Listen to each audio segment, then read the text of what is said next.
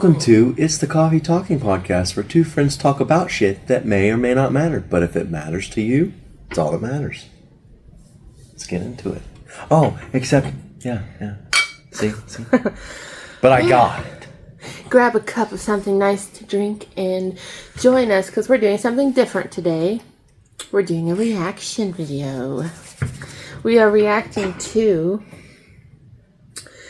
if I can remember what it's called, I Hid My Addiction.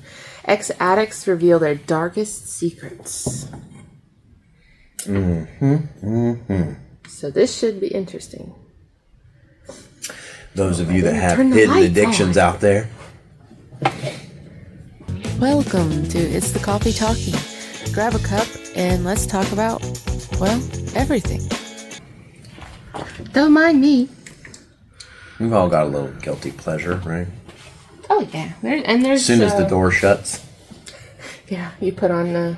Yeah. You're putting on the high heels and in the dress. Don't lie. Oh. I keep mine in the closet. Well, easy access, you know. Yeah. Not too far away. Yeah. Okay. Let's go. I knew it was a problem. 2016, I almost overdosed. I would lock myself in my room. I was no longer drinking or partying. I was just in my room, just doing blow multiple nights. Hi everyone, welcome to Secrets Revealed. My name is Dr. Ali, and we're here to meet 6 ex-addicts to discuss their stories and a secret they've kept hidden. Each person will remain anonymous using a mask and an alias to protect their identity. At the end of their turn, they'll choose whether or not to reveal who they really are. Imagine doing blow at 16. No.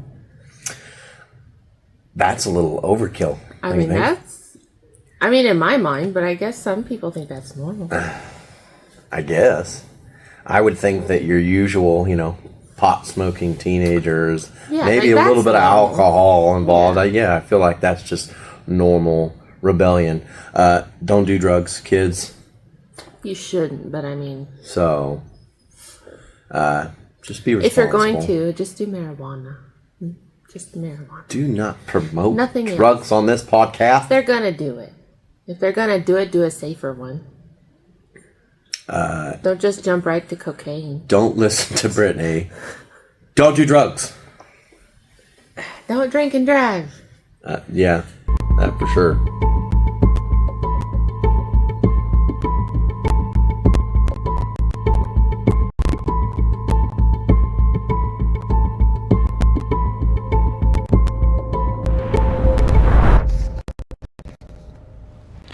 My kids don't know I brought drugs on our family vacation.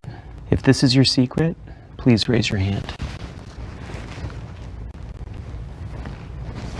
Casey, please share your story with us. It was April of 2015, and I had been sober for about 9 months before that, but I had started using again. It sounds sort of benign, brought drugs on family vacation. It could have been like, pills or weed or something. And maybe we were just like driving to Palm Springs or something, but actually we were going on an international flight to Tahiti. And because I had started using again, and of course nobody knew, and I was actually using meth. I have 3 children, and you really can't take drugs on an airplane. So I had a dealer who suggested how I might be able to take them there. And I was so afraid of getting there and having to come down and not having my speed with me, not having my drug, that I took his advice, wrapped it in 3 condoms, and secreted it bodily on myself. It was extremely uncomfortable, very dangerous. I could have died. I could have gotten caught. I actually had to go through security twice. Had to avoid going through the circular one because they would have seen it. It's kind of a funny story because I'm like going to Tahiti, right? Like with my family, going to this beautiful place to go scuba diving and snorkeling, and all I could think about was having drugs because I was addicted. A couple months after that, I did go into treatment, And I've been sober for about 9.5 years. But, like, how do you... That's crazy. Could you imagine the pressure going through security with that on you? Well, in you? Sweating. Yeah, she's talking, she put it up there. Uh-huh. Yeah. And how dangerous that is. Yeah. Can you imagine if something had went wrong? Like, you're getting all that all at once. Like, you're done. You're done. You're done. That's a problem. That is a real problem. You can't at least wait, like, get a connection somewhere in TD. I don't know. Well, that addiction's so strong, like, you need it now. That's tough. Which, I mean, sometimes the withdrawal is, life-threatening as well, so I don't know. Yeah. Wow.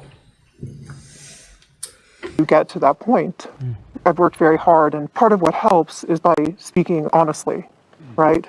And by working through speaking feelings, having community, amending my behavior, and I have a wonderful life now, and I have a great relationship with my kids, and they know a lot of other things that I did. And of course, when I was on the vacation, I didn't have enough to last through, and I ended up having not a good time, not being a present parent, of course, not being available to my family. I missed out on the things that I had so wanted to do. And that was my life. I wasn't a drug addict and alcoholic the whole time I was parenting my children. It came later in life. But when it hit me, it hit hard, and I went down very fast. When I hear people go through such scary situations that might put themselves at risk, like when you were bringing drugs along on the flight, when I hear that, there's some kind of need that drug is satisfying. I'm wondering if you know what it was that you needed at that time. What were the drugs doing for you? I was really, really unhappy. Had a lot of anxiety. Had a real inability to communicate, to talk about what was going on with me. I think it helped me keep up appearances in some ways. I'm not sure that was true, but it felt like it. Mm-hmm. And to be perfectly honest, I'm from LA. It kept me skinny. It kept me thin. It kept me looking like everything was okay. Mm-hmm. And as long as things looked okay on the outside, which it didn't last for long, at some point I started to look like I was dying. Mm-hmm. But as long as things looked okay from the outside, then nobody asked if I was all right. I wasn't happy in my marriage, and I didn't know how to say that. Mm-hmm. And I sort of thought that if I got caught using, that I would get, that I would force his hand because I couldn't speak for myself. And that's something that I've learned how to do. I owe my life to being sober. There are so many things that your addiction was serving, was doing for you. And now you're on the other side of this. What has helped you to work through those issues and also the shame you mentioned about having gone through this experience? I have a community. I'm in a program of recovery. I have outside help. Thank God for therapy. And the thing that helps me work through shame is, as a mother who was in active addiction and alcoholism while I was raising my children, as a mother who drove drunk and high while my kids were in my car, speaking about it to other women who have gone through the same thing and who are probably riddled with shame like I was, to let them know that you can let go of that and have your family repaired. That's what's helped me. Because I heard a woman share early on for me. Hold on. Why did you turn off? Do we got to go back through? Well, why did I turn off? I wonder... Oh, it's fine. Okay, good. Like how you get there in the first place. I understand that. Especially, she said it started later in life, right? Yeah, she was already a mother. She was already a wife, and then you start doing not just regular drugs, hardcore drugs, but hardcore drugs. How does it lead to that? Right. Like we talk about it. I mean, addiction. I understand, like, being a parent, there's a lot of pressure and a lot of stress that comes with that. Especially, I don't know, did she talk about her marriage at all? Was her marriage good? Was there stress there? I don't know. She didn't really, she just said she was unhappy. Well. She expressed that she was unhappy. Now, whatever that means. Now, most people don't just go and, I'll try meth. Mm-hmm. But, I mean, I can see, like, you're looking for some sort of outlet there. Yeah. But, yeah. It's always, that's any addiction. It's always starts up in the head. Like, it's always something to do with what is mentally going on with you. Yeah. So, I've never been in enough pain to even consider meth. Right. And of course, I've never been in a social circle where somebody uses meth either. Mm-hmm. And of course, she said she's from LA. Maybe that's more common. I mean, it's common here, but I don't hang out with people that use meth, so. Right. I don't know. Because, I mean, if there is, like, a social thing, like your friends using meth, says how good it is and blah blah blah. Yeah, but that's like me coming in and being like, Brittany, I found it. I found a new pre-workout. My lifts are amazing. You should try it. Like, and that would make me want to try it. Would you want to try it then? Asking me like now, I would look it up first. but you'd consider it? Yeah. Now, if you told me it was meth, I obviously would say no. But if you're talking like an actual product that's, you know, so I can go to the store and buy. I didn't tell you that it was meth. No. I just came in like, hey. Well, you said a pre-workout. Now, if you said it's called meth, I'd be like, Tanner, I think we need to have a discussion. But no, if you were like, look, I found an actual, you know, supplement or whatever. Mm-hmm. I would trust your opinion because you're my friend. That's right. I'm saying, like, that could be the same kind of deal, but I don't know. True. I don't know. That she was arrested on a DUI and put in the backseat of a police car with her five-year-old. And she was just a picture of grace. And I thought, if that woman can do it, so can I. And so I started sharing my story too. And speaking about our hard truths helps diminish them. You were trying to keep up appearances before, and what's helped you. Also, like, how shitty would you feel? Like, as a parent, and you got arrested with your kids in the car? It's like, now you have to...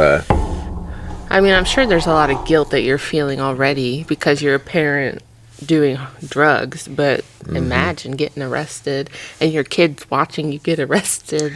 And it's public. Yeah. So now you have the stigma and the public shame of everything related to that. Yeah, it's... Yeah, which automatically paints you as a piece of shit. Mm-hmm. Even though, like, you could be a good person, you're just addicted to this terrible thing. Right. And you could still be, like, a decent parent. I'm not going to say a good parent because you're on drugs, but you could be trying your best. Right. I don't think that people who are on drugs are terrible people. Oh, no. I just think, I mean, let's be honest, you make terrible choices. Yeah. That's a terrible choice. Yeah.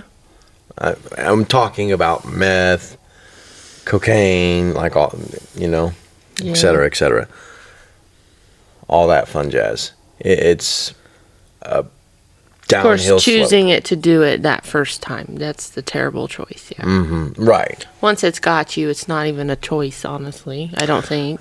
Yeah, no, once it's there, it's there. Mm-hmm. It's kind of like how we talked about the food and all that. It's like, it's...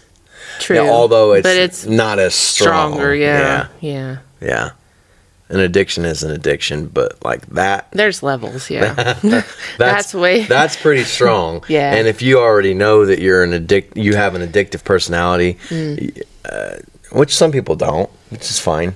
Some people don't, but I feel like a lot of people do. Mm-hmm. Like, I know I do. with certain things. With certain things. Food's all. Well, food is number one. Food's obviously, number one. Yeah. Like. But like, I could totally. Like, I could be an alcoholic if I let myself. Probably. You think so? I think so. I don't like Just the way it makes me feel for myself, but. Well, I don't like the feeling of being like trashed, obviously, but like a buzz. Okay. Love that. Yeah. I love that. So you could get pretty consistent with like a glass of wine every day. I can. Yeah. I can. And that's why I'm like, I can't do it all the time. Yeah. Yeah. Because I'm like, I am my father's daughter. I like the whiskey. But, you know, I can't have it all the time. And as long as I keep a lid on it, then it's fine. But if I go through a long stretch of like where we're hanging out and everybody's drinking all the time, and then all of a sudden it's like, yeah, I want to drink more. And then it's like, why do I want to drink more? You're by yourself. It's like, no, we can't do that. So I don't buy it for a long time. I have to go through little phases, if that makes sense. Absolutely. Do you have anything like that other than food? I don't think so, because like you said, I mean, I can do a drink, like a beer every once in a while, but that's mostly like if the situation calls for it, like you were kind of talking about. Yeah. If we're out to eat and, you know, it's like I might want, you know, Sam Adams, Boston Lager or something. I don't know, something like that. And I don't really go past like one, and even then, out it's like to I eat have for sure because they're so expensive. Yeah, but I have like long gaps. Yeah. So, and it's just if I get to a point, because I've been, you know, hung over quite a few times. I mean, if I don't get enough sleep, it feels like I'm hungover. So that's I think the main driver. I had that over the weekend. I was like, what the fuck? I didn't drink a single thing. And you felt like you were hungover? Oh, terrible. Yeah. I hate that feeling. I do too. I hate that That's feeling. like, I don't like getting drunk, but like getting buzzed, I could do that all the time. I love that. Yeah, But I think just that's a also slight- because alcohol doesn't affect me in a bad way, like mentally. Like I'm happy. You're a happy drunk. I'm a happy drunk. So like it's fun. That's what it's fun for me. Yeah. Some people it's like the exact opposite. Yeah, But they're addicted to being like miserable or something. I think I'm a happy drunk. You are. Am I? Yeah, I've never seen you like upset. I do get to a point where like I've seen you upset sober. well, that's easy. that's easy. But yeah, I don't know. Okay. Make better choices. We all should. Is to share part of your shame, and it's taken that power of shame away. Yes. I'm gonna invite you right now, if you feel comfortable, to remove your mask.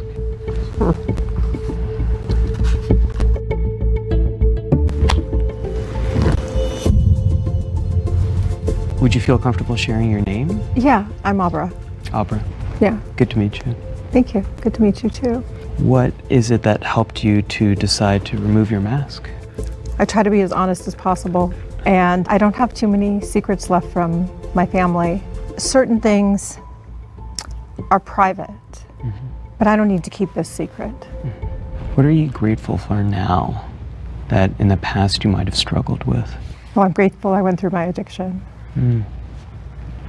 You're grateful you went through your addiction. Yeah, I'm grateful I had it. It's led me to the life I have now. I think I always struggled with some form of addiction and compulsion, but it was never bad enough to really fully address.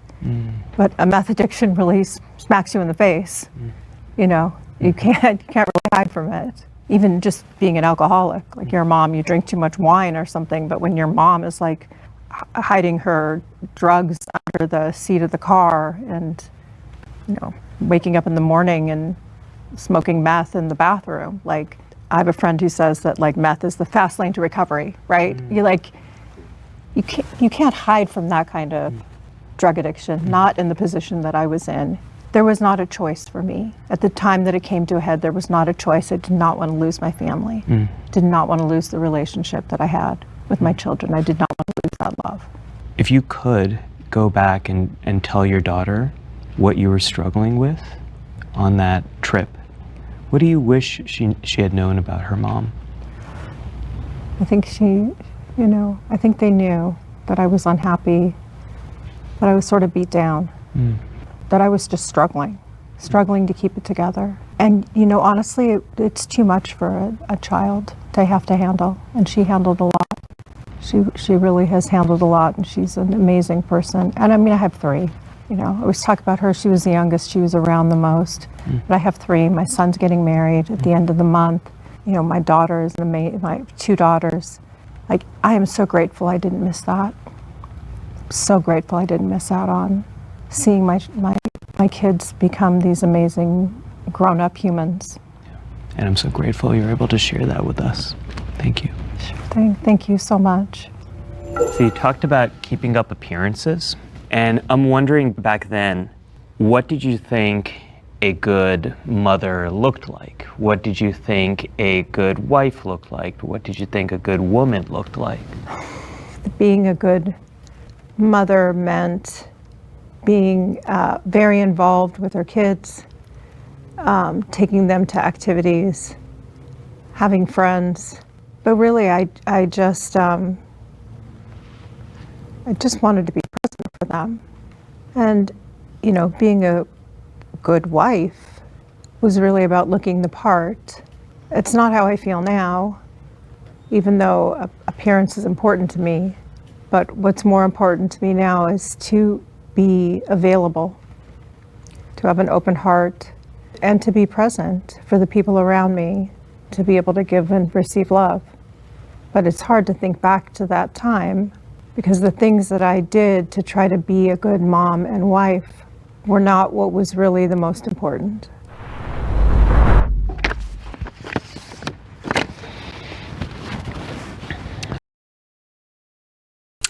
And how brave of her to take her mask off. That's nice. Yeah, no kidding. I mean, but going through what she went through, especially when it becomes public, like, you have no choice but to take it, though. No, yeah, but I'm saying, like, obviously in the community, everyone knows. But, like, this is on YouTube. Yeah. Like, the world watches this. So it's, like, a different level. But, yeah, brave. All of these people are brave, even if they don't take their mask off. Yeah, you're taking control of the situation. Yep. It's like, okay, you're fully owning everybody it, knows that I used to do meth, so there it is. It's out there, but now I'm taking control of it. Like, yeah, I did do meth, went through something, but here I am, like, doing better for myself, and then so, because what can you say? Right. You can bring up the fact that I used to do meth, but I'm not anymore. You're judging somebody based on their past, and right. That's not always going to be something in the present. So yeah, people do change. Yeah.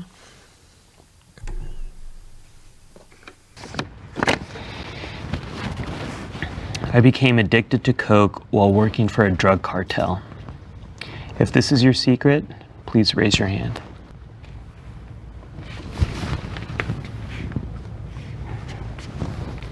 When you're ready, go ahead and share your story. Part of me, it's taken me a quick little second. I've never actually shared this with anyone but my wife.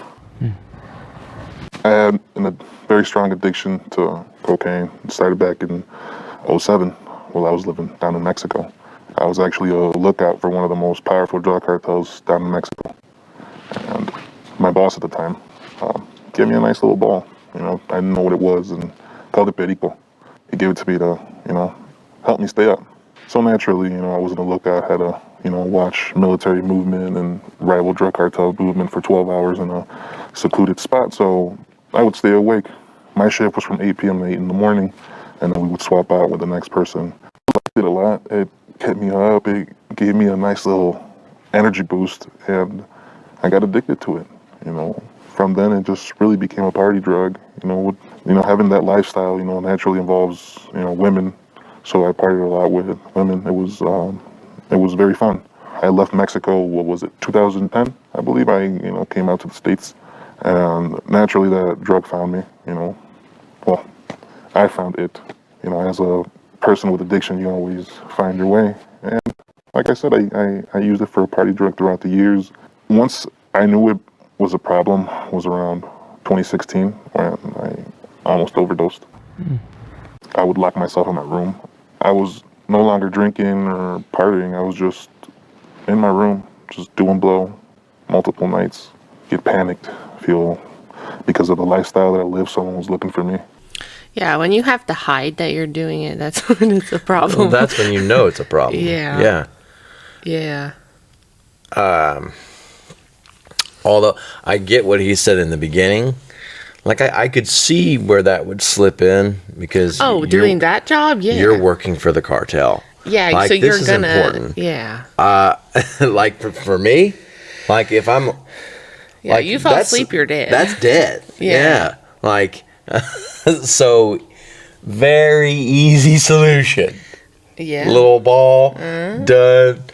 Okay, yeah, I'm choosing that over death, so... I mean, yeah, I understand. However, like, the way that they make you disappear. Yeah. No, I get it. So... It was tough.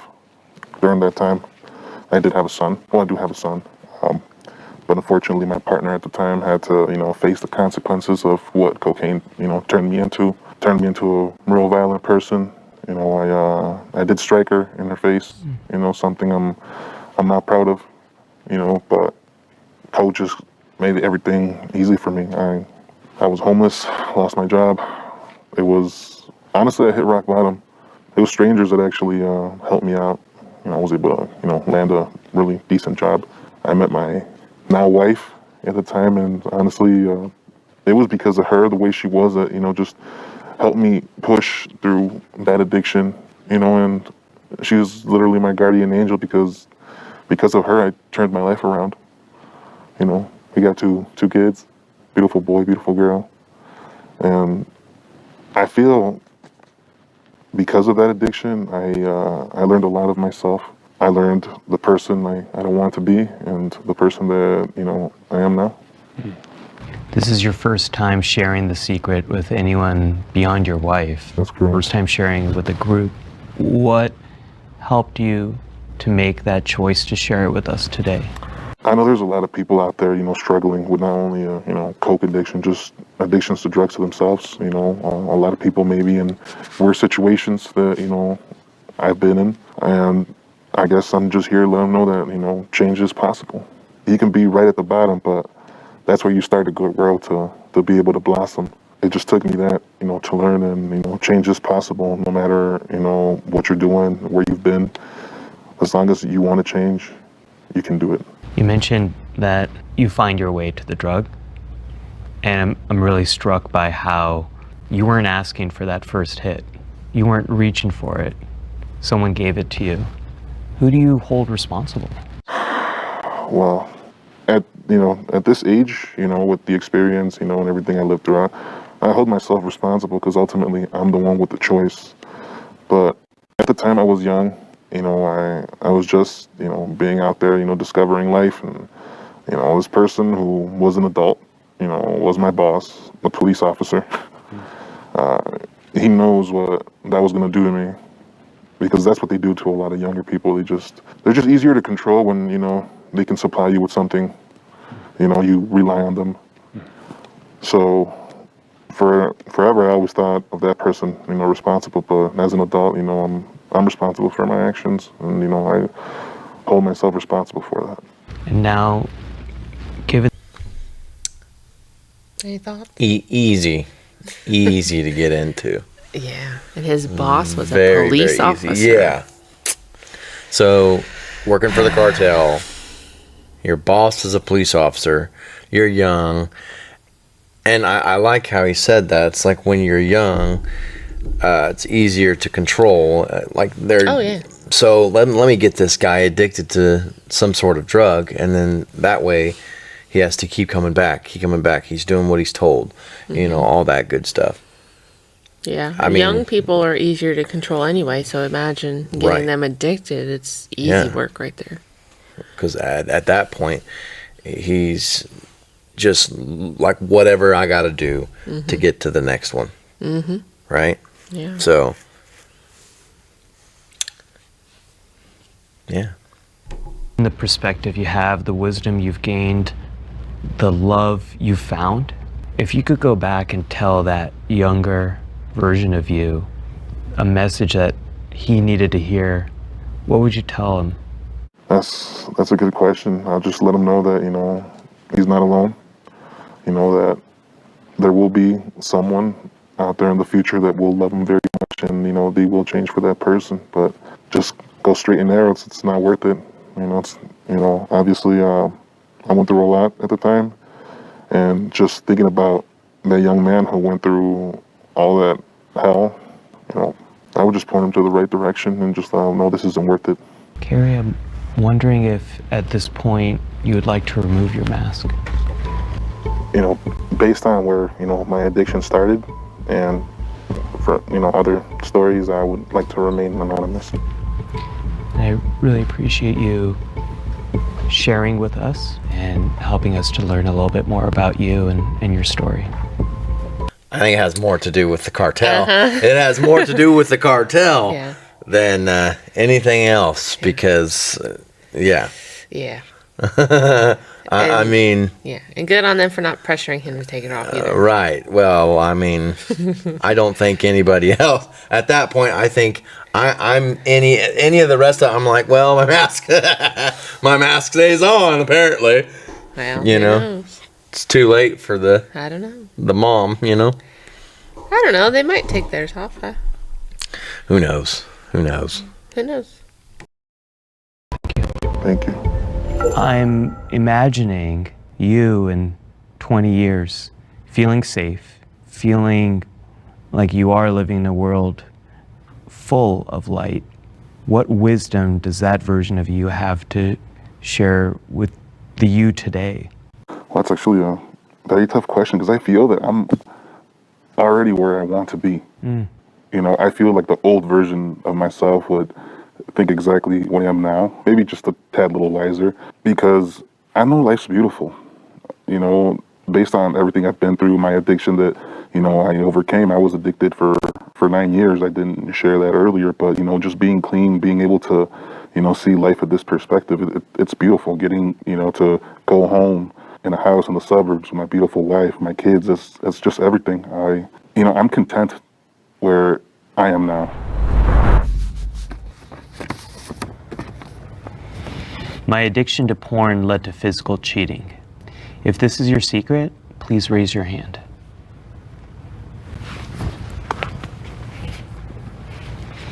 Jason, when you're ready, please share your story. I was exposed to pornography around 11, 12, 13 years old in the mid-90s, when we really didn't know the dangers of what this thing was yet. I had a computer in my room by myself with unrestricted access to. You had a computer in your room in the 90s? Some people are fortunate. Well, I mean, did you have, the family computer? That was, in the living room? Yeah. Yeah, that's how we had it. And you had your own computer at 11 or 12? Damn, no wonder. Unrestricted access at that. I mean, it was bad enough with what we had. Yeah. And we had to share the computer. And I mean, we saw some shit we should not have seen. Now, at 11, 12, 13 years old, very impressionable. Yes. Absolutely. I mean, you're talking about a teenage boy here. The hormones are going. I get it. No, yeah. I get it. But, you didn't have to even share the computer. So it's duh. Yeah. You didn't have to worry about somebody coming home. Right. In his room. Yeah. Yeah, in Door your room. shut. No problem.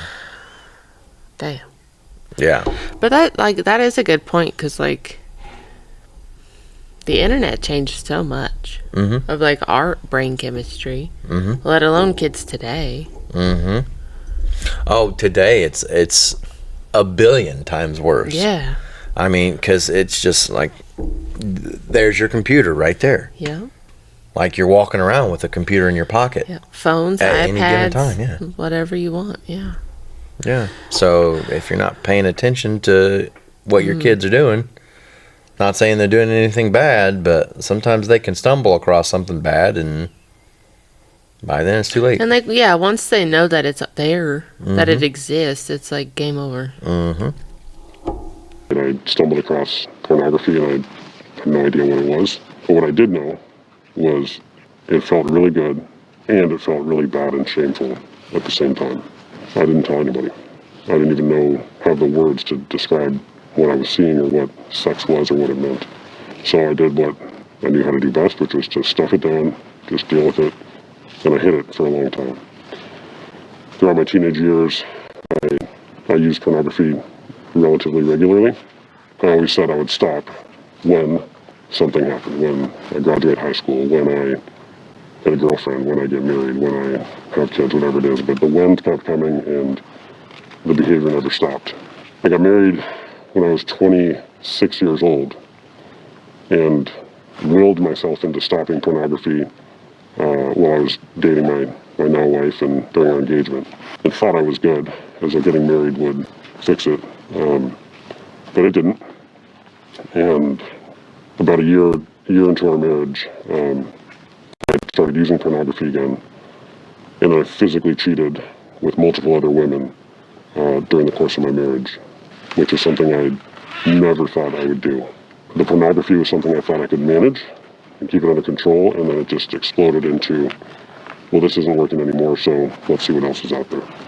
And growing up in a faith-based environment, not only was pornography viewed poorly, but adultery was as well. So I again did the thing that was natural to me, which was to not say anything about it. And I swore to take the secret to my grave. So I stopped the behavior, lasted for about a year or so, and lived with a tremendous amount of guilt and shame that was insurmountable. I could not deal with it. About 4 years later, after hiding the secret, I came forward to my wife, and I told her. By the way, she was 8 months pregnant with our second child. I really didn't want to do that. And I have to mention, just to honor and acknowledge my wife in this whole journey. We're still married, been married 14 years now. And just the incredible strength it took and has taken for her to be there still, and for us to be able to restore our marriage. So I told her, and she was absolutely devastated. I live in Arizona, and the evening when I told her, it was a monsoon. In Arizona, we get these dark, gloomy, scary monsoons, thunder and lightning. And I just remember, after revealing to her everything, she just went outside and sat in the literal and figurative storm. And I just watched her be in that, which was heartbreaking to witness. And so that began a process of healing and recovery and exploring what got me to that point. And so that was about 8 years ago, almost to the day. So you wanted to stop it. Because there's so much. There's so much happening here. Yeah, that was kind of heavy. He's saying, so porn got out of control, so then you decided to cheat. Well, it wasn't giving him as much of that dopamine anymore. Right, so he had to chase it, right? He had to one-up it. Which, whatever, we'll blame that on your addiction. That's fine. But you held on to that for 4 years, right? He said he was good for about a year, and then 4 years later. So you are effectively taking your partner's choice away for 4 years.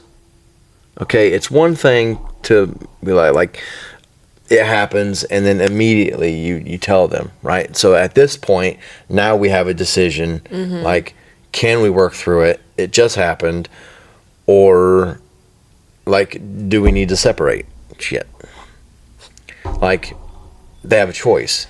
Yeah. But when you hold on to that, not only did you lie and hold on to the secret for 4 years, but she's pregnant. She's about to have your kid. With your second kid. With your second kid at that. Yeah. So now it's like her trust in you's gone. But you have these kids too. So do you break up the marriage, break up your family, or do you try to work it out? Even though this is a tough one for me. Yeah. Because I understand addiction, not to that level, of course, but when you're taking other people's lives and just like shitting on them. It's shitting on them. Not thinking about it at all. Okay, that's a tremendous problem. Like, how do you do that? How do you do that? You should feel guilty. Yeah. You should feel guilty. You should feel like a total piece of shit. Own up to your stuff. If you have an addiction, then communicate. That's okay. That's your wife. You have a porn addiction. Okay, well, tell her, and then figure it out. Okay, you cheat on your partner. Okay, well, something led to that, as it always does, like the dopamine chasing. Tell her, tell him, in any case, right? That's just, to me, that is I think that's worse. I think that's worse than the meth one, honestly. Where we're at so far. Like the act of it or the holding on to it? The holding on to it was worse than the act for me. Yeah, especially for that long. Yeah. For that long. Yeah. And then, okay, second kid. Yeah. Now, yes, like doing meth is bad. Yes, driving, like, all that's bad. Well, that's like physically endangering your children. Mm-hmm. Or this is just from like a mental standpoint, like destroying your family in a different way. Yeah, it's cheating. Mentally and emotionally, and Yeah, like you're destroying the person completely from the inside out. You being on meth, it's a problem. Yeah. But it's more so directed around you. Yes, it's going to affect the kids. Yes, it's going to affect us and I mean, obviously you're different under the influence, but like you're still sort of you. Mm-hmm. So like your kids still get you. Mm-hmm. I mean, yeah, it's you on meth, but like that's still you. So like it's not a complete fabrication. No. You know? No. Whereas this, he just pretended everything was cool for 4 years. Right. Which I don't know. Which to me, it's to me that's worse. Betraying somebody's trust. I mean, yeah. Yeah, I mean, good on his wife, I guess, for being able to look past that. Work with him, I guess. Yeah, he should be worshiping the ground she walks on. Because I'm sure if the roles were reversed, he wouldn't be having that. Right. Or most men wouldn't be having that. How would you feel if the roles were reversed? Cheating is one of those things where it's just unnecessary. It's the worst. It's so unnecessary. Communicate. Mm-hmm. Some people use porn as a tool in relationships, which to each your own. Yeah, some people like right. it. Some people think it's cheating. Some people don't. That's person to person, relationship to relationship, which is fine. You do you. Mm-hmm. And some people involve other people in their relationships. Again, refer back to my just now comment. Like, you do you. That's fine. Communication is key here. Yes. Like, you can't just do things with that. You can't be in a relationship and just do things and then expect your partner to be okay with it. Right. Because you're effectively taking their choice away. Mm-hmm. Which is wrong. Yeah. So. Yeah. that I made that confession, and through a lot of different modalities of healing, I've been able to confront my story, where it began, the trauma that I experienced growing up, entering into and staying in a forgiveness process continuously, forgiving myself, being in restoration, reconciliation with my wife. And it's been 8 years now, and there's been no porn, no desire ever to look at pornography again or have affairs, because I know what it did to my soul. It hooked me when I was young because I was in pain, and left unchecked, it just got a hold of me, and it skewed the way I viewed people, the way I viewed sex, the way I viewed love. I thought porn was love, or sex was love, which it's not, but it is a byproduct of a loving relationship. And I was able to explore that and then find healing and have compassion towards myself for being in that behavior that I was in. And so the further I get from that, the more I'm grateful for the journey, because I found that not only the will to live, but it's worth it for me to live. There's something that I have to offer this world that I never thought was possible growing up. You mentioned that you've been searching for answers. What answers have you found about the person you are today? Well, I'm worth loving. The trauma that I was unaware of, that I had to confront, was the death of my mother when I was 5 years old. She was a pilot. She died she was flying the plane and she crashed. I don't have a great memory of that day, but I've gone back and explored it with my dad before he passed, and others who knew me at that point in life. And what I realized was the story of what happened to me was not just a boy who found porn. It was not a boy who had perverted desires, though all that's true. It was a boy who questioned whether or not he was loved, whether he had a mom who loved him. I wrestled with that my whole life. Pornography was a comfort for me. It made me feel loved by a woman, by an older woman, which I so desperately wanted and craved. And so wrestling through that question, I was sexually abused by an older woman in my teenage years as well, which reinforced the perverted view of love and sex and what a mom should be, or how a mom is supposed to love. And it's not that I wanted to watch porn and masturbate just to get off. I was trying to figure out, am I loved, am I lovable, am I worth being loved? And so I went to find the answer to that question in a lot of bad places. There's a saying that everyone who knocks on the door of a brothel is actually searching for love. They don't want sex, they just want love. And when I kept trying things to figure out if I was loved or not, and continuously left empty and questioning my life, finally, it was, well, there's got to be a different story here. And engaging therapy, coaching, group modalities, faith-based modalities, and being given the opportunity with curiosity to explore that question, I have to say, yes, I'm worth being loved. And yeah. Well, now I feel bad. Okay, this is one of those cases. He should have led with that. This is before one of those, we shit on him. This is one of those cases where you have to be like, maybe I was wrong. Well, no, we weren't wrong. No, we were just a little too harsh. Right. Judged you a little too hard before I knew the whole story. Thing. It's, but it's now still I kind bad. of understand why you did. Cheating is still bad. I still keep the same views. However, knowing how but now I understand how he grew up. He grew up without a mom, he said. At 5. That's terrible. And she died in a plane crash. Traumatizing. Yeah.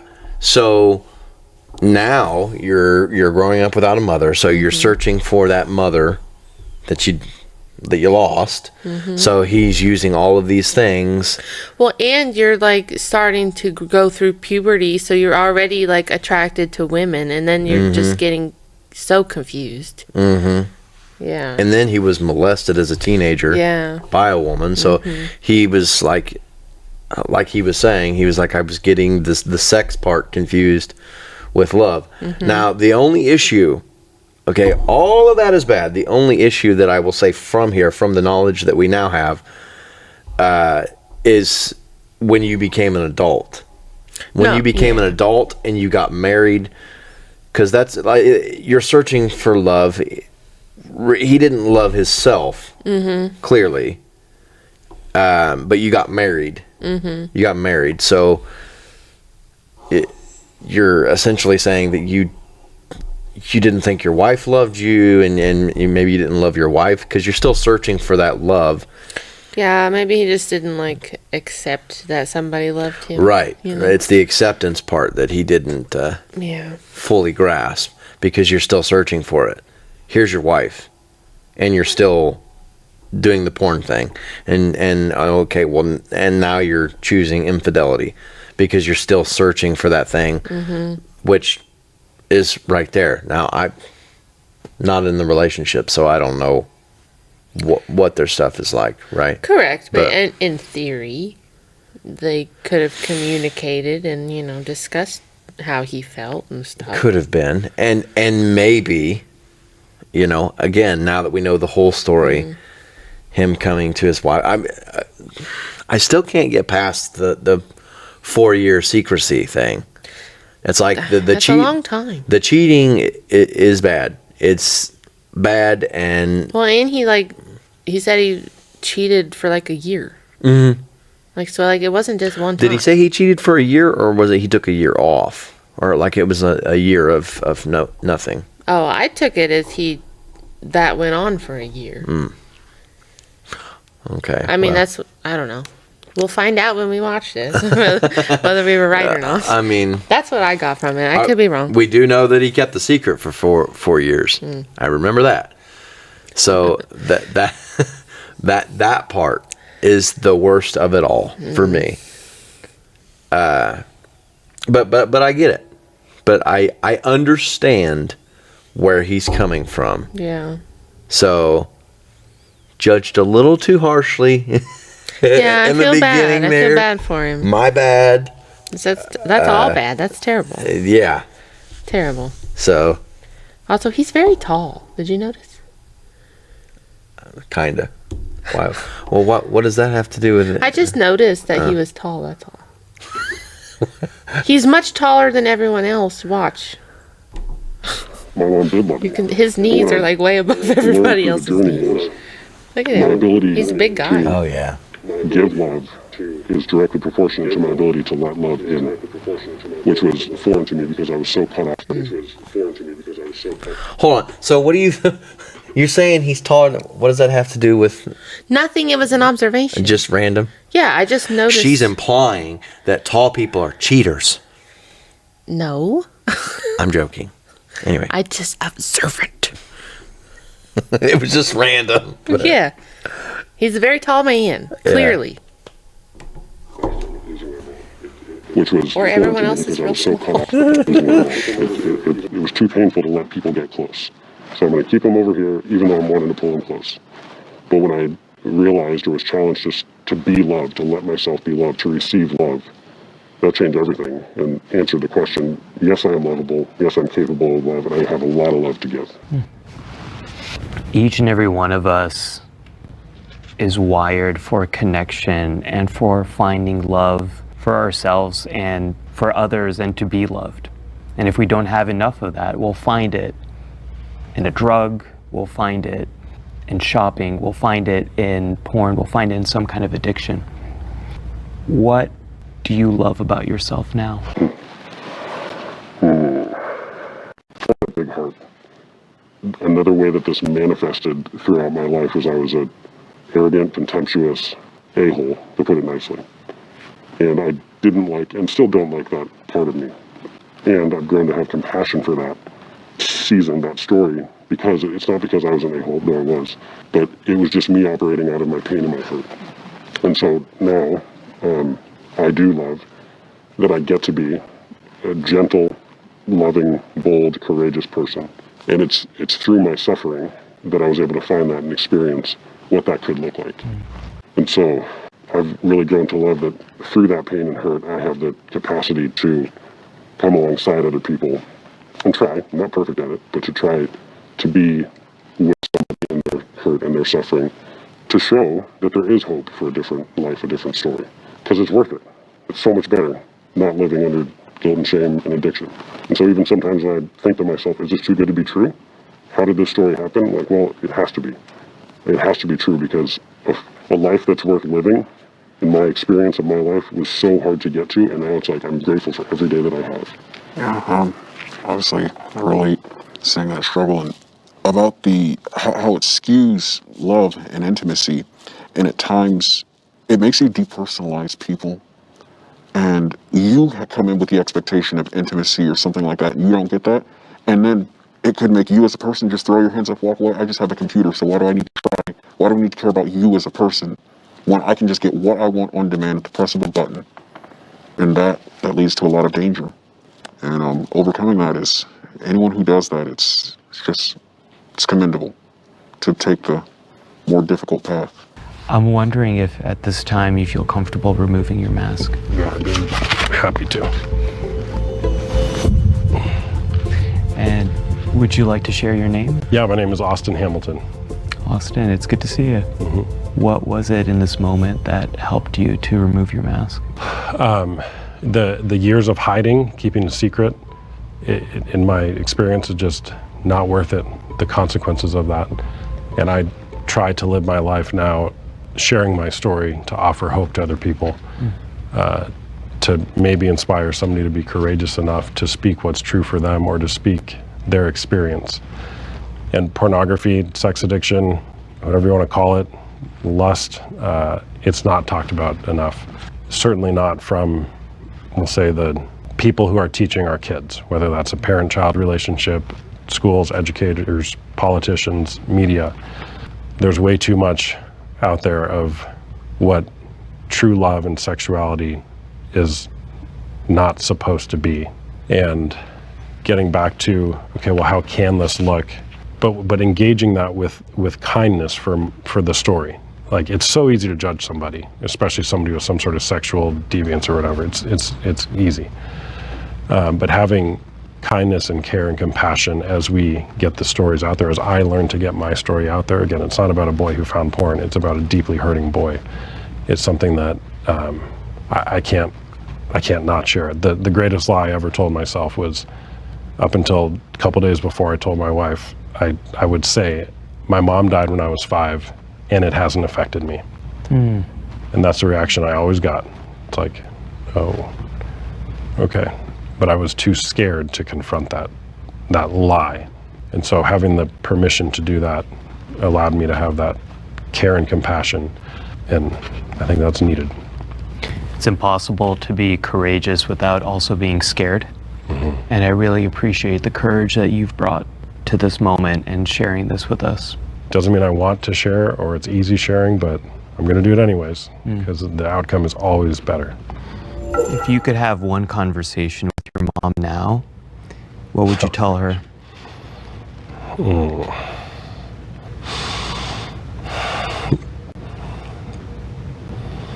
I would tell her I love her. And I would ask her to hug me and never let go. It's so hard. It's just so hard. I'm grateful the way that my life has panned out, the gift that I get to be to other people and sharing my story and my suffering. And I don't know that I'd sign up for it again. I'm just grateful to be alive. Wow. Yeah. Different. Judged too soon. Yeah. Oops. Yeah. Yeah. That's a big deal. Losing a parent, losing your mom at 5. At 5, because like you don't even know who your parents are at 5, really. Like you just have such an emptiness. But there, at 5 years old, he has to have. At that point, you have something, right? You have some sort of memory. Yeah. Oh, memories. Yeah. Yeah. And a bond. Yeah. But it's like you don't get to really know your parents. No, but now he grows up and he sees all these other kids, especially in school. It's like, there's their mom and I don't have mine, and then you see what that's like, and that stirs up a whole pot full of emotions and envy and yeah. I can't imagine. Tough. Still on the secrecy thing.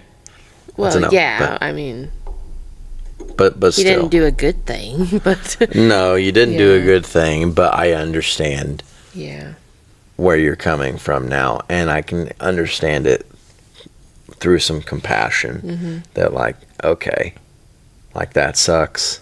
I get it. You're not doing the thing anymore.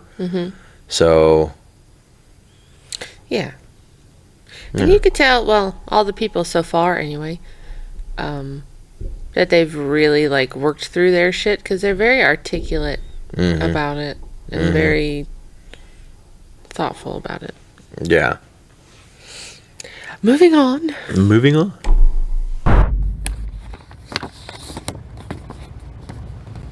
My family doesn't know I attempted to take my life. If this is your secret, please raise your hand. Seth, when you're ready, please share your story. It's different when you hold it in your hand. Recently, I have done a lot of changes in my life, and one of those is freeing myself of guilt on a wide variety of topics and things in my past. And the one thing about guilt as it pertains to the people in your life, friends, family, coworkers, is that you can apologize, you can make amends, you can free yourself from the guilt of the things that you put them through or did to them. But the one person that you can't redeem your guilt for is yourself until you truly allow it to. And with taking my life being a secret that nobody knows, the only person that has to share in that guilt is me. I have a dual diagnosis of substance abuse, alcoholism, but it's also mixed with mental health disorder. Over the course of my lifetime, while suicidality and the thought of taking my life has been involved in my life for the better part of 15, 16 years, I have actually attempted to take my life 3 separate times. The one I kind of wanted to focus on because it was the pinnacle of me understanding just how bad everything had gotten was in the summer of 2016. And I had been for a while a high-functioning alcoholic. I had dropped out of school at this point, had a failed engagement, was really struggling to find myself, and was filling those voids with alcohol and sporadic drug use. One night, I drove back to my hometown, which is about 40 minutes from where I was currently living, and there is a bridge that covers a small river, but a train track actually goes across. Once you go out onto that bridge, there is no margin of error. It is just that train track. I had taken a bottle of tequila and had drank from the time that I left my house until the time that I got to that park and parked my car. And I walked out onto the bridge and I sat down and I waited, and that was the moment that I knew I was going to take my life. I continued to drink until I was numb to the thought of it. After about 45 minutes of sitting there waiting, nobody passed by, nobody saw me.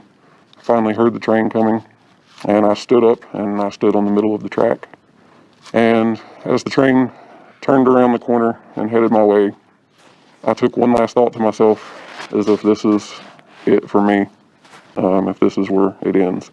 And to this day, I can still visualize in front of my face how close I let that train get to me, and the sounds and the environment around me before I ultimately jumped off of the bridge. The body of water that, was below me was ultimately very shallow, not really even deep enough to swim in. When I hit the water, I felt so much pain course through my body, and I ended up crawling myself, sopping wet like a dog, to the shoreline, pulled myself out, got in my car. I don't think I cried. I don't think I cursed. I don't think I thought anything. I got in my car, I drove home. I did my best to fall asleep and try to just pretend like it didn't happen. I still couldn't fall asleep. I was in pain. I had went to urgent care the following day and ultimately just had fractured ribs and deep bruising on my face. But that is what I escaped with. While I have 3 attempts in total, and all of which have allowed me to still be here in some way or another, that was the one that really just pushed the message to me that no matter how much I portrayed high-functioning, smart, works hard, always there, when friends or family needed it, always supportive, always the guy that you could turn to, at the end of the day, I was still going home and burying myself in a bottle every night. I was still going out to a bar every night. Ultimately, no matter how much I was doing to try to remain normal, that was just the time that I truly knew that I wasn't.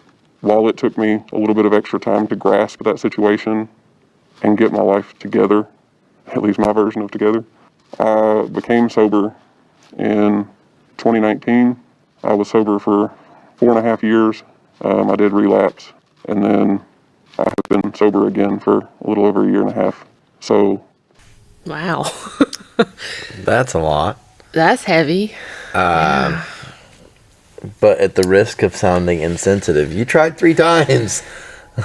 You tried 3 times and you failed 3 times. Fucking dick. Well, I mean, clearly 3 times. You just need help, and you got to work through your shit. You don't really want to die. Hence the jumping off the bridge before the train hits. But like, I again, that sounds insensitive, but you tried 3. You just need to get help. You just need to get help. Well, that's not easy to do. No, it's not. Telling people that you're struggling and having that kind of vulnerability is hard, because it comes off as, especially as a man, I'm sure. Well, absolutely. It comes off as a weakness for you to be like, I'm not okay mentally. I need help. Like that. Men sometimes view that as you being weak. Life is hard. Life is hard. Life sucks. Sometimes. A lot of the time. Yeah. But it does get better, and you owe it to yourself to see what happens if you kill yourself before. Well, you don't know. It's like, if I killed myself today, that'd be fucked up. But if I killed myself today, don't do it here. Right here, live. Yeah, no. Although we'd go viral. I'll spare you the cleanup. But we'd go viral. We probably would. But I'm saying, if I did that today, what if I hit the lottery next week, and now all of a sudden I'm a millionaire? Like, not saying that, like, that's the end all be all either, right? There's highs and then there's lows. You're never going to be happy 100% of the time. That's not realistic. That's not what life is about either. Like, right. You have the lows so that when you do experience the highs, they're that much better because you experience the lows. Right. And like, there's so many beautiful things about life and about the world and about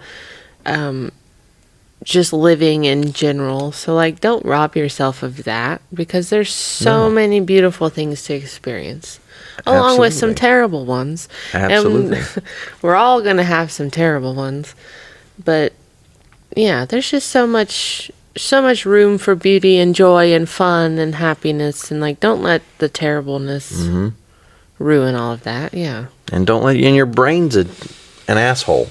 Sometimes your brain talks to you negatively, which leads you to those thoughts. Don't let that be that, Yeah.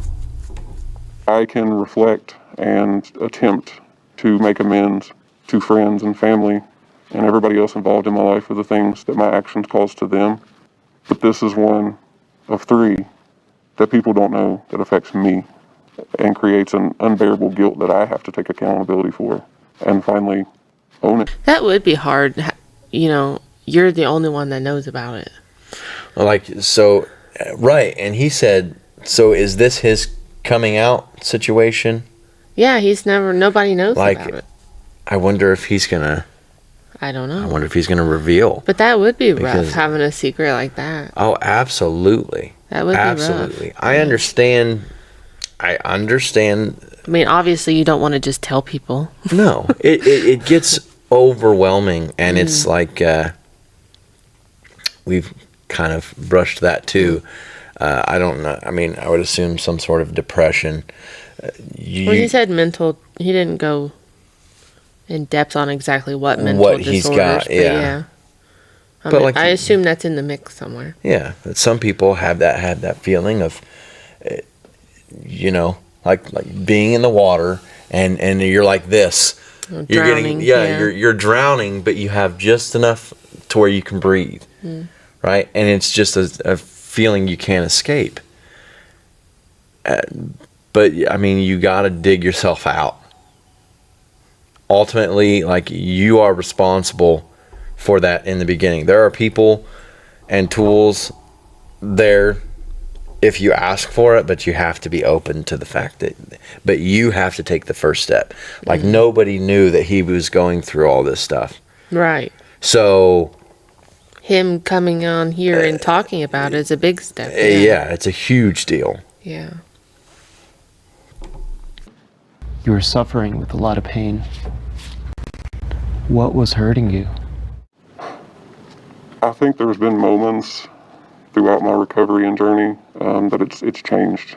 You know, initially I went through some childhood trauma, stuff that I really put on the back burner and didn't handle and didn't deal with and didn't try to process or come to terms with. And then the engagement that I had with that individual, we had a miscarriage. I had it all together on the outside. It was just falling apart internally, and I didn't know how to stop it. And I think as time has progressed, you know, I've had a second loss of a child and loss of jobs and careers that I thought I would, you know, do for a long period of time, to starting completely new and moving to new states. And, you know, it's just been a consistent, when one thing feels like it eases, another comes. And I think just for a good while of my life, I didn't know how to handle that. I believe people become suicidal when they no longer have the ability to deal with the problem that is in front of them. And it's usually the enormity of the problem that overwhelms them. If you, knowing now, could share what can help you with that past version of yourself, what would you tell that person? I think if I had the opportunity to speak to my former self, is, you know, something that even working, you know, in a mental health capacity that I do now, is one of my favorite things to tell people who are in recovery, and is that's recovery is not linear. It is going to look so different for everybody. And while I may have 3 attempts, the next person may have 0, the person after them may have 10 that they failed. That doesn't mean that any one of us suffered any less pain, heartache, heartbreak, struggles, animosity, guilt, shame. Those are feelings that I still deal with daily, that I'm processing, working through, discovering. If I had a chance to, you know, speak to a younger version of myself, ultimately I don't even know that I would say anything. I would like to take a picture of, like, myself and my son and just flash that picture. And it does get better, and it can get better. And yes, you may have had loss, but look at what you've gained. It sounds like you found your reason for living. Seth, I'd like to... Yeah. I agree. See, but he talked about it getting better. Yeah. Like you have. Yeah. You owe it to yourself to see what's next. Yeah. And if that isn't good enough, there are people out there that hate you. You got to outlive the haters, right? Yeah. Like, that's make just, their life better. Yeah, that's just a given. Like, I'm not going before you. I'm especially not giving you the satisfaction of me doing it myself. Yeah. Oh, yeah. No, sir. I'm going to be here and I'm going to be annoying and I'm just going to out of spite. Well, no, he talked about how they had a miscarriage. And then I just wondered, because, like, obviously we know that affects women terribly. But we don't ever really hear about, like, the father's point of view and how that affects men. And I mean, you have children. Right. So I don't know, how would you... Well, speaking from a father's point of view, thankfully I've never experienced a miscarriage, but and some people don't know this, but one of my sisters was a twin, and we lost her. So again, like coming from like I'm the brother, Right. so I witnessed what it was like for their dad to deal with that, and it's tough. It's tough because when you have the miscarriage and then you're holding, this is your child, and you're holding your child, and they didn't make it. Coming from a father's perspective, it would tear me up. It would absolutely tear me up. You didn't know the kid, right? You didn't know the child, right? But now I'm robbed of the chance of getting to know this beautiful creature that didn't get the chance to grow up and do something and allow me to watch and see what kind of person they become. You know, that's taken away from you. So I most definitely understand that. And then he said they lost another child too. It was like, damn. Like, Yeah. His life has not been easy, that's for sure. Absolutely.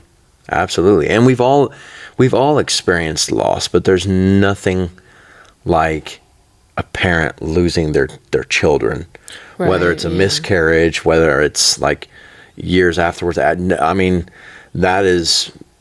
Oh, that never goes away. Yeah. That, again, I've never experienced it, but I can just assume that it would be the worst possible thing that you could go through, you know, because most parents would be like, you know, I'd chop off both my hands and give a kidney. Well, they'd give up their life for their kids' life. Yeah, not a question. It's like if you know, if my daughter needed a heart and I'm the one, right? Like, not even a second's hesitation. No, I wouldn't even have to process the thought. Be like, okay, like, let's do this. Like, everybody come see me now, cause everybody, right. One last hurrah. Y'all better get it in because like this is happening. Because I'm leaving. Like I just no question. So I absolutely get that feeling, but still, it's like, you know, what about other children? You lose one child. Yeah, right? There's a possibility that you can have. Son. Yeah, you can have more children. Yeah, so in the future. Eventually, as much as it sucks, you will get to meet that child again. But you have people here that you have to live for, and I think that the best way, somebody told me this, the best way to put it would be, you have to live for the people that you've lost. That's Even if you want to go, you have to way. live for the people that you've lost. You know? Yeah, because you almost owe it to them. Yeah, because like you're the one that has gotten to stay. So you better do something fucking cool. Well, it's you like, know, you better make it worthwhile. Right. Because they don't get that chance anymore. People who have like survivor's remorse. Is it survivor's guilt? Yeah. That's a good example of that too. Yeah, they're absolutely. Like, it's like why am I the one that gets to? Right. Yeah. I lived and everyone else died. Ugh. Okay. Well, at that point you feel shitty, which fine. Right. You're allowed to feel that way. Well, you would always kind of be thinking about it. Yeah. But yeah, you do. But you owe it to yeah. them to live. Yeah. Right? Agree. Yeah. So that's the big thing. That's how you have to really view it. Is like, yes, I could commit suicide and it would, to you, it would all be over. The pain and the anguish that you're suffering would all be over. But you're it would just passing be starting for everyone else. Yeah, you're just passing that on to everyone else, even though you don't think that, or you have a thought. Right, this is where your brain's the asshole, and you have a thought that people don't love you, people don't care. Yeah, they do. That's just your brain being an asshole, and you don't need to be listening to any of that, because the amount of pain that you would pass on from doing that to yourself, it's insufferable. Yep. So that's my take.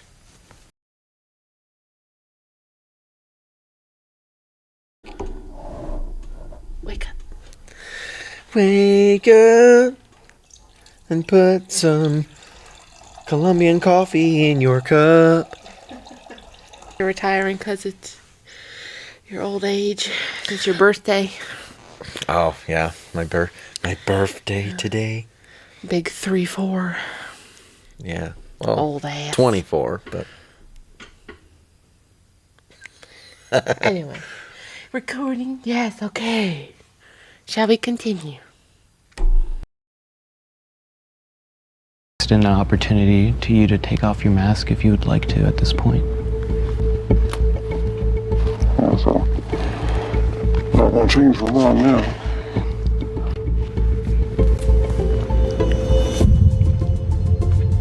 What's up, guys? Good to see you. Good to see you. Would you like to share your name? Yeah, so unfortunately, as much as I look like a Seth, guys, name's actually Mason. Mason, nice to meet you. What helped you to take off your mask right now? Accountability. Like I said, I have a 5-year-old back home, and as much as even now, I still feel like on a day-to-day basis, I'm not doing enough or am not enough as a parent to him. He takes every opportunity without prompt to tell me how much he loves me and how proud of me he is, and like I am a superhero to him. To go home at the end of this to him, knowing that even if he never sees this video or never comprehends this video, especially how old he is now, it's me reflecting to him, it is okay to make mistakes. It is okay to feel hurt, to shame, to feel burdened by life sometimes. But the second that you keep that to yourself, you put yourself at risk. And I don't know the impact that I would have made to friends or family if my life would have been taken. But I know the impact if something ever happens to him. And I have to take it from that perspective and look out for him. And so this is my opportunity to let him know that it's okay. I think we're all learning. We're all learning how to be better parents. We're all learning how to take care of ourselves. And as long as we're doing that, I don't think we're failing. We're growing. Always trying. Yeah, thank you. Thank you. You mentioned in your story that you have a dual diagnosis. Correct. And for people who go through that, your mental health can sometimes drive you to use a substance, and then your substance use can make your mental health struggles worse. What is helping you now to deal with both? Your mental health as well as substance? I think the biggest thing that is helping drive me with the dual diagnosis of substance use and the mental health disorder is primarily my kid.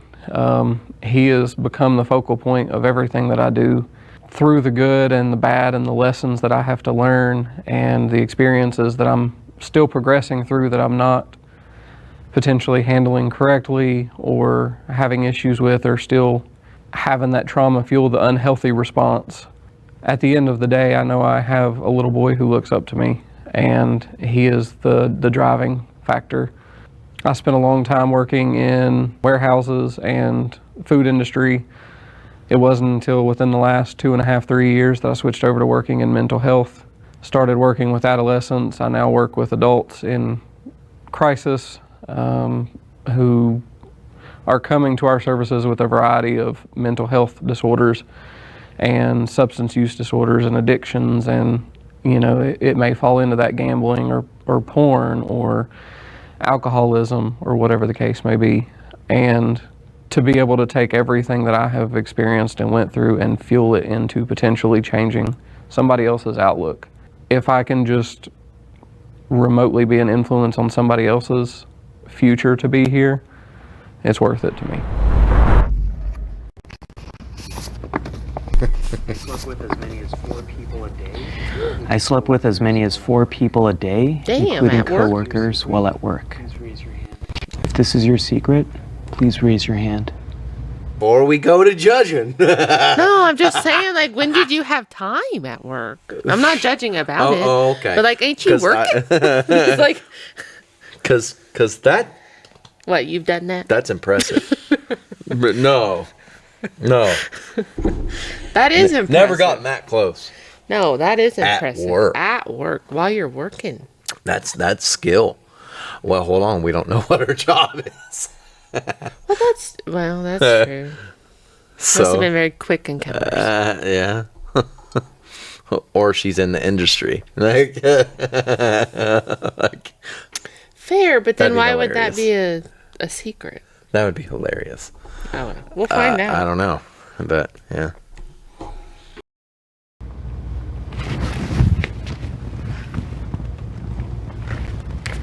Michaela, when you're ready, please share your story with us.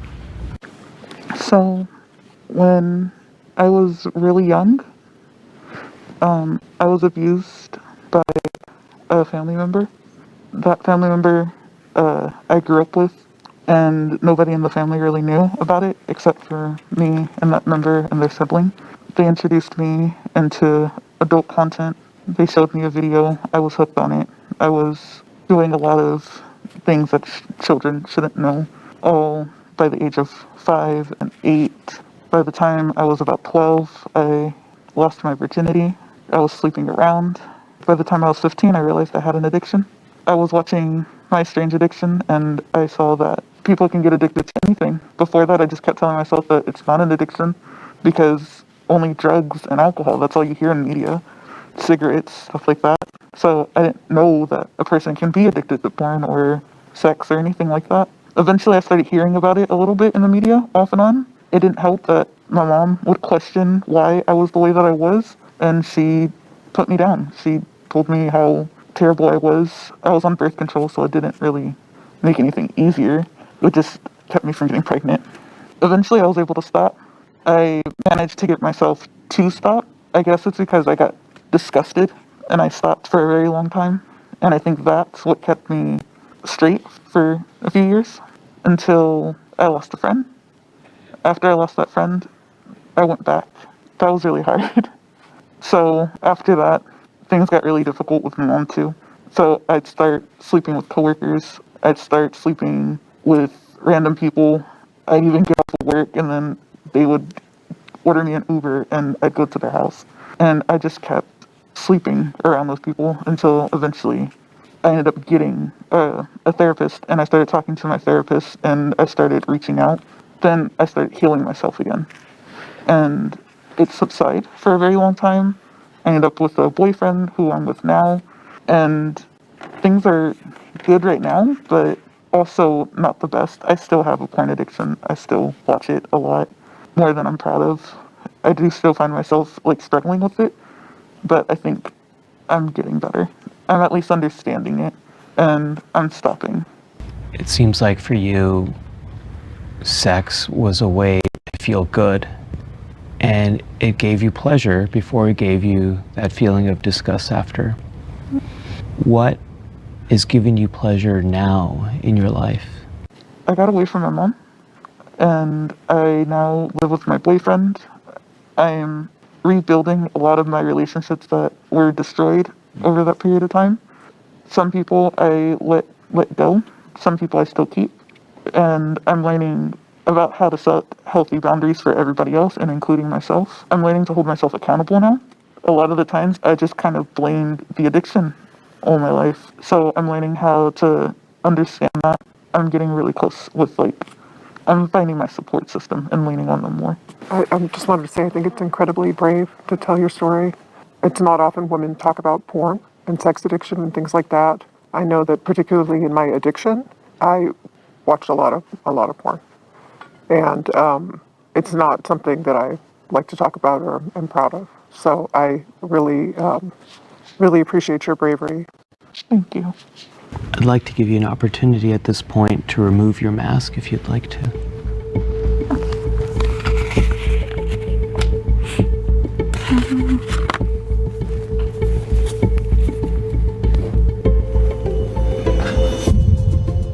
Would you like to share your name? My name isn't really Michaela, it's Brianna. Brianna, it's good to see you. Nice to see you too. What helped you to take off your mask today? Eventually, I do want to get into advocacy, especially for CSA and sex addiction. I think those two things are not really talked about. A lot of people don't talk about family members that hurt their children or that hurts children, nor do people talk about sex addiction, especially with women. A lot of people tend to ignore it. There's a lot of stigma around it, and I want people to understand that. Something that I heard a lot when pertaining to sex addiction is that it kind of skews your perspective on people. I'm sure for a lot of people that's true, but for me, it didn't skew my perception of people. If anything, it skewed my perception of sex itself. An issue that I tend to have with a lot is I don't have a connection like everyone else when they have sex. I don't feel their connection. I just feel body heat. When it comes to relationships, I feel like I have to build those first in order to have something meaningful. Recap. So, yeah, we just let that one go, didn't we? Well, although it was a little shorter, wasn't it? It was a little shorter. She was molested by a family member. So there's that. Mm-hmm. And then she got heavily into stuff that she shouldn't have at a young age. Yeah, lost her virginity at 12. Right, yeah. And that's then was good for a while. And then kind of resurfaced a little bit. And then it went out of control from there. Well, because, she experienced the loss of somebody, more trauma. Right, yeah, it's a trauma response now. So the death of a friend pushed her back into those bad things, bad tendencies.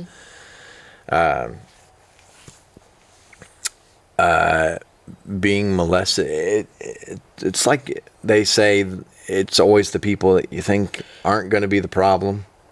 It's like 90% of the time it's someone in the family. It's someone that you know. Mm-hmm. And if you're molesting children, you're the greatest piece of shit. And you deserve to burn. Plain and simple. Like, I have no sympathy for child molesters whatsoever. No. That is disgusting. That is filthy. Scum of the earth type of behavior. But anyway, she, you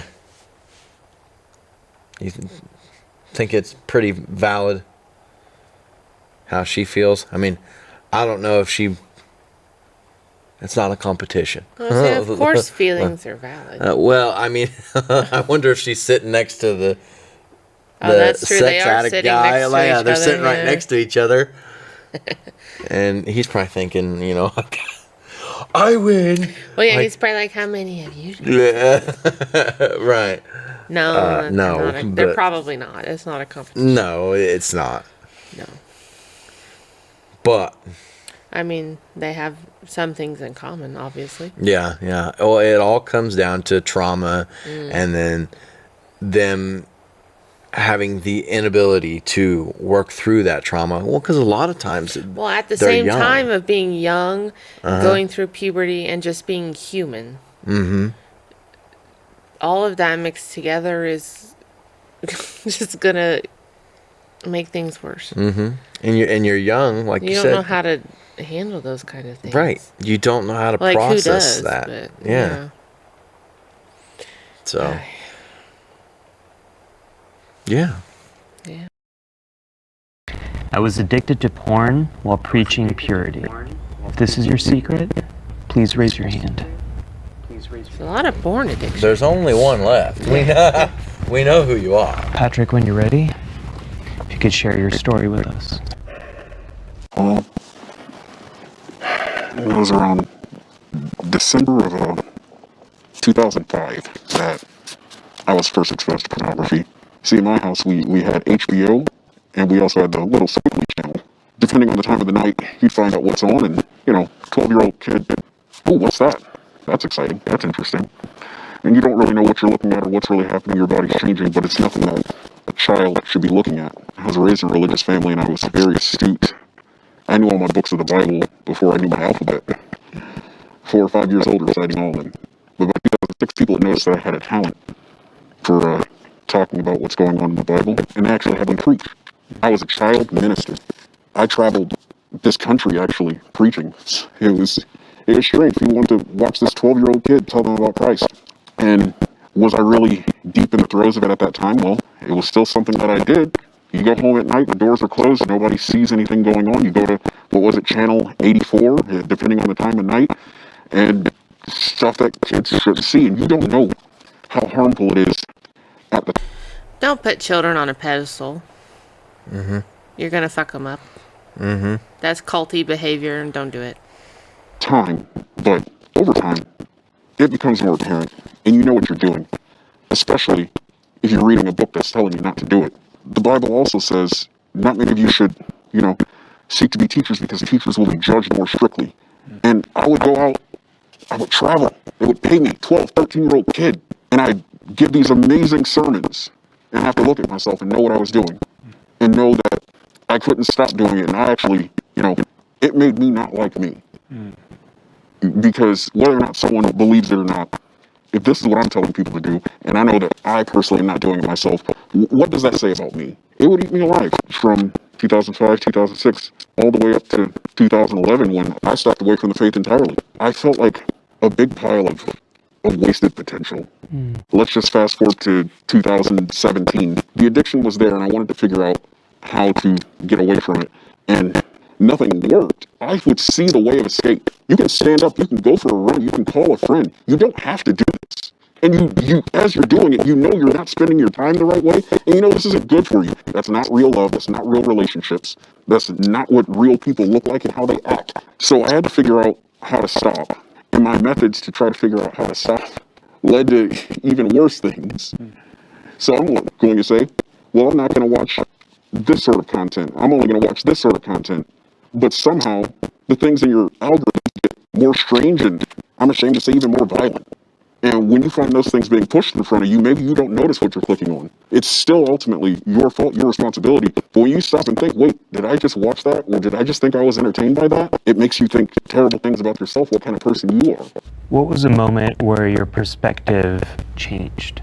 I knew I needed to make a change. I tried many times for over a decade. And I did take purity seriously. I, 28, 29 years old, still a virgin. And I was incessantly bullied for that. I met a wonderful woman who's my wife now, but while we were still dating and still, trying to stick to what the Bible said, trying to stay pure. July 4th, 2022, we spent time together and nothing happened. And that's a good thing. Nothing happened. I began finding a community and making a serious plan as to how to stop this for good. And I can proudly say I've been clean since July 2022, and the reason why is because I needed a big enough why, and it was bigger than me. I met a wonderful woman who deserved the best from me, and me engaging in something like that was not going to be the best for her, and not the best for the children that we're going to have. And I have one son now, and I want to raise my son to be the best, strongest, most upstanding man that he can be. I want him to be better than me. And how am I going to teach him when I'm not acting how I'm supposed to? Do I want my son doing everything wrong that I did? As you get older, you become the person who would have helped your younger self. And in a way or two, my son is my younger self. And so I want to help and I want to guide him that he doesn't turn out like I did in some ways. There's two words that kept coming up in your story: purity and disgust. And I'm wondering if you could define what those mean to you. Well, the disgust, it's just, if you set it, if you have set the standard and you chose it, and you choose not to do it every day and you know you're wrong for it, how should you feel about yourself? Especially if the standard is not imposed upon you, especially if you've agreed to it, especially if you think it's serious enough to go tell other people about it. If that's something that you have decided to do under your own volition, you owe it to yourself and you owe it to the people you're teaching to live by it. You practice what you preach, and I wasn't doing that. And I had to go home every day and look at me. And I think it's very important to like the person looking back at you in the mirror. And that's what I have to work and strive towards every single day. Because I could lie to everyone in those crowds, but I can't lie to the God I believe in, and I can't lie to me. And I had to deal with those two every single day. Patrick, I'm wondering if you would like to take off your mask at this point.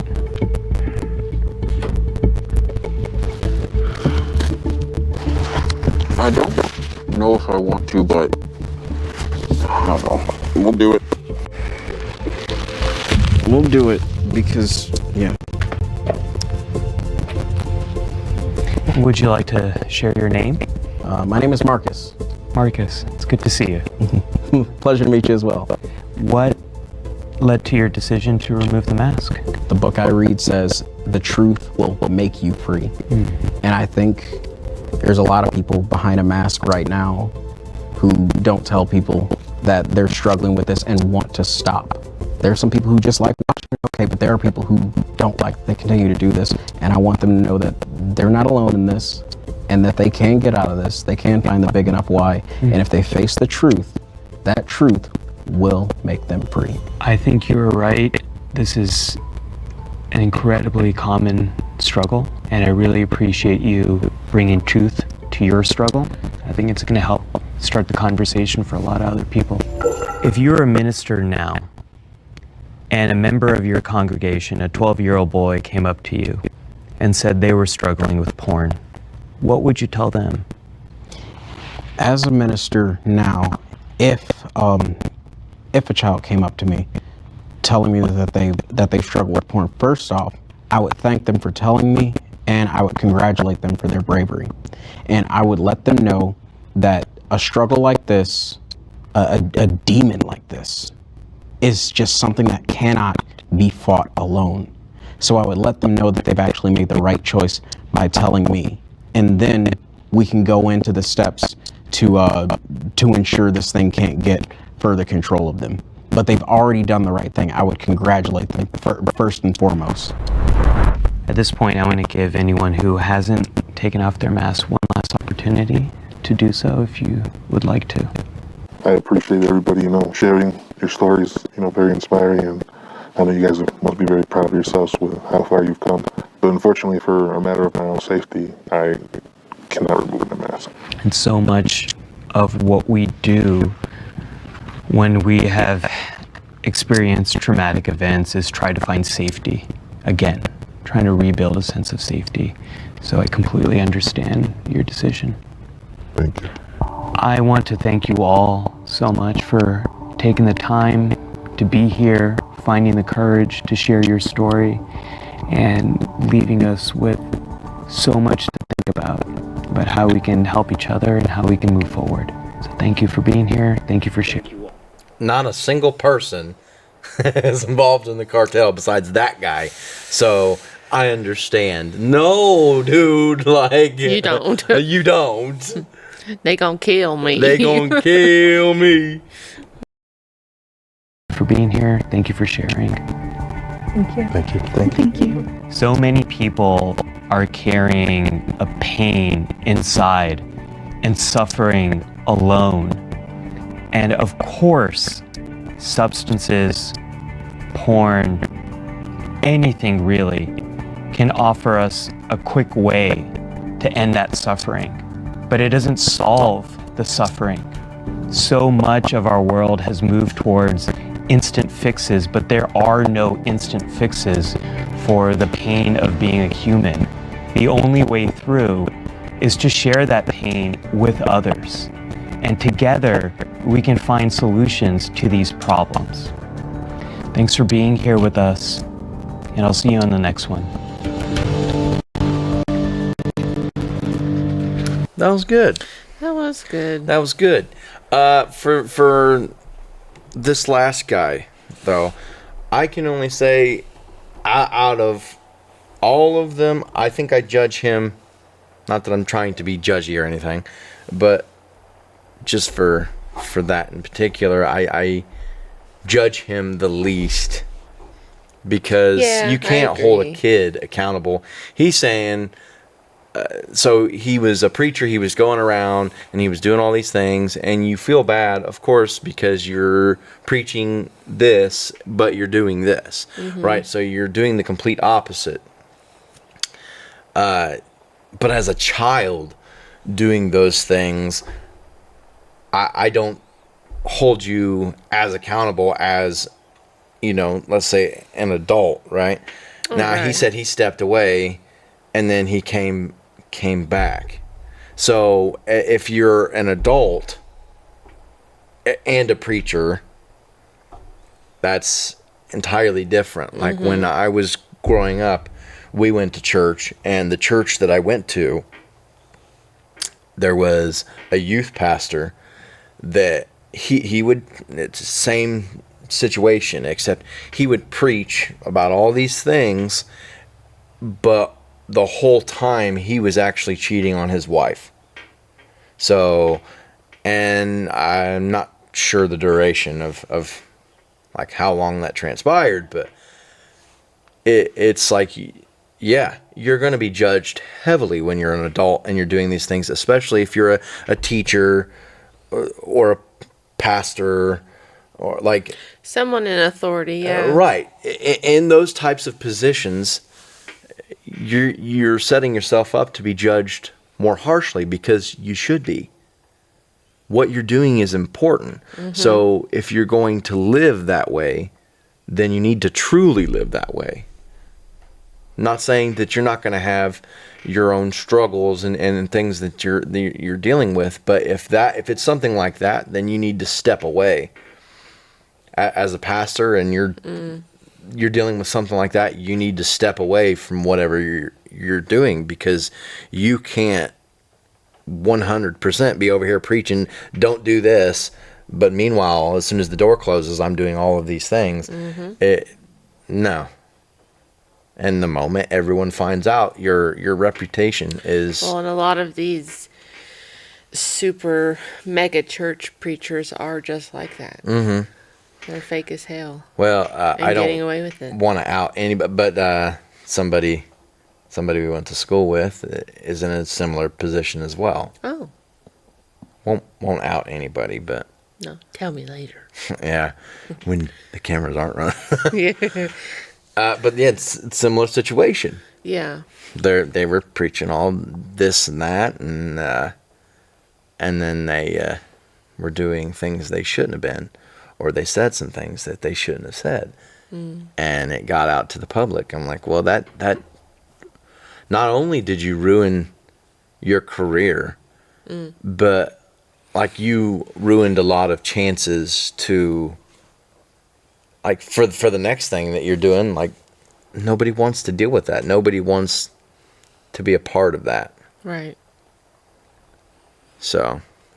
Yeah. Yeah, this is a good video highlighting just the struggles of being human at the end of the day. Right. We just have to remember to treat people with more kindness than we do.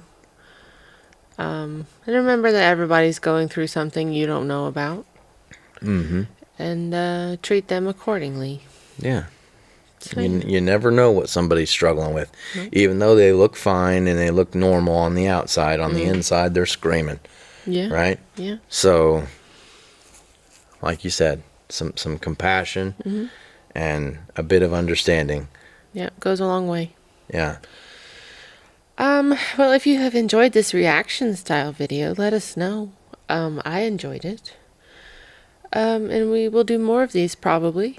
And if we've said anything unhinged or stupid, or we just totally missed the point, let us know. But it was the coffee talking. as always. And we will see you next time. Peace.